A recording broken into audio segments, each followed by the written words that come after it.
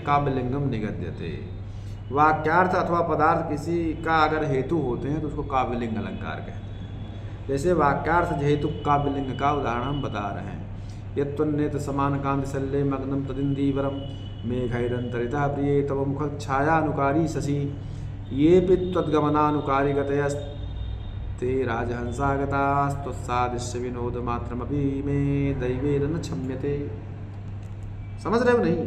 कह रहा कि हे प्रिय, तुम्हारे नेत्र के समान कांति वाला नील कमल जल में डूब गया क्या? अब दिखाई नहीं देता है।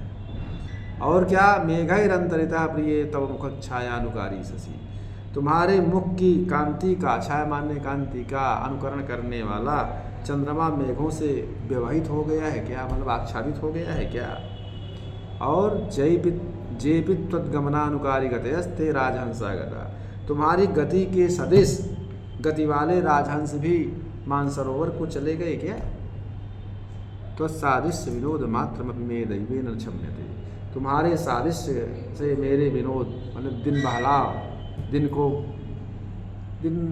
को बिताने वाले जो मात्र का भी जो भाग्य है वो भी इसको सहन नहीं कर पा रहा है। तो यहाँ पर अत्र चतुर्थ पादे पादत्रय वाक्यानि हेतु, यहाँ चौथा चरण जो है तीनों चरणों का जो है हेतु है। ठीक है, इसीलिए जो है ये क्या नाम से काव्यलिंग अलंकार है। ठीक है, पदार्थगत अब हेतु का उदाहरण बता रहे हैं। तद्वाजिराज निर्धोत धूली पटल पंकिलाम न दत्ते शिरसा गंगाम भूरि भार हरा। हे राजन, आपके घोड़ों के कतार से उत्पन्न जो धूलियों का समूह है वो कीचड़ वाली गंगा को शिव जी के बहुत बोझ के भय से सिर पर धारण वो नहीं करते हैं। अतः द्वितीयार्धे प्रथमार्धम एक पदम हेतु। यहाँ जो है उत्तरार्ध जो पूर्वार्ध का एक पद का हेतु है, अनेक पदोंगत हेतु में काव्यलिंग का उदाहरण बता रहे हैं।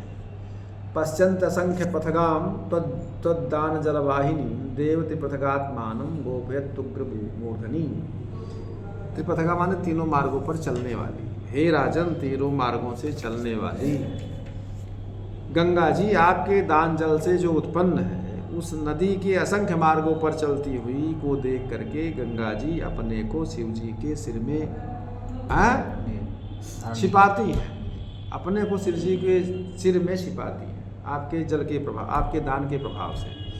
तो यहाँ पर दान जल असंख्य गामित्व गंगा जल का त्रिपथ गामित्व गंगा जी के आत्मगोपन में हेतु होने से पदद्वय अनेक पदार्थगत हेतु काव्यलिंग का उदाहरण है। समझे ना? परावकार निरतैर दुर्जनैः सह सद्गति बदामि भवतस्तत्त्वं न विधेया कदाचन। यही है ना? अच्छा, तो कहा कि दूसरों के अपकार में तत्पर जो व्यक्ति है, ऐसा जो दुर्जन है, उसके साथ कभी संगति नहीं करनी चाहिए।